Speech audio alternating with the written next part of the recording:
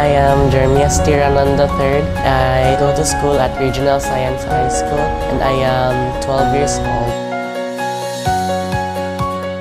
Si Dirty, nag-school siya sa Regional Science. Tapos, first grading is only nakakuha na siya with honor naman. Murag nakuha siya gamay. Tapos, nag-aim po siya nga nahimo na siyang high honor. Pag second grading, thank God nga nakuha po niya. Wala na mo siya good pressure, but siya nag-kuhan sa iyang kaugalingon.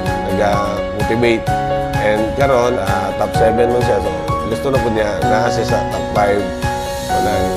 Ganahan yung sa kumonte, mag-kuhan yun siya ng iharang yun ba yung mga project, mga kuhan, wala na miga, tudlo siya ra.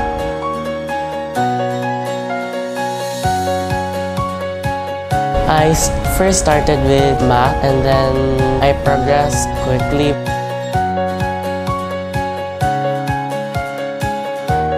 Ako ang expectation sa pag-enroll ako sa Kumon is matrain siya and makabalugid siya.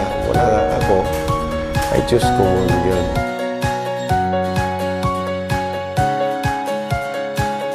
My biggest challenge was trying to balance my Kumon and my schoolwork, so I just gave time for both of them.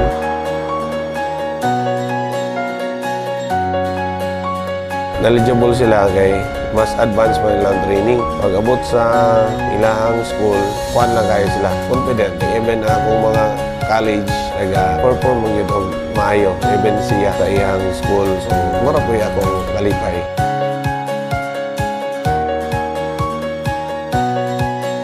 Back in 2017, I got a plaque in math. I got top 10 in the Philippines in my age range. Achievement test for completer in reading.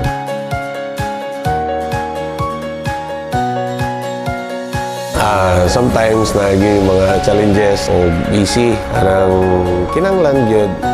Ngita na lang yun kung pamaagi. Unsa sila ma-send dari sa Kumon, even kung walay makahato, even sila, dili sila kaayo na-train nga magsakay. So, ipataksi yun, nga na ba? So, ganoon no, magbunga naman yun gihapon.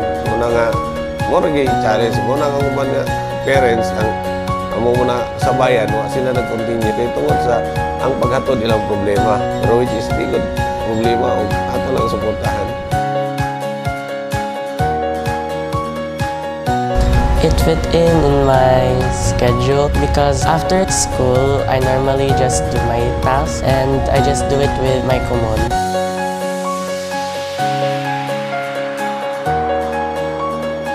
Yes, because in one of our PETs called panel discussion, you have to be fluent with English. Since I did the reading, my English vocabulary has largened.